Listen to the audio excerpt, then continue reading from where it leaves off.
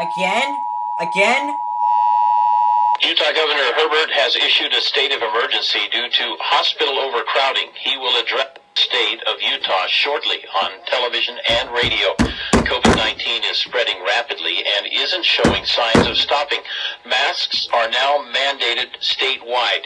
You should not gather socially with anyone who does not live with you.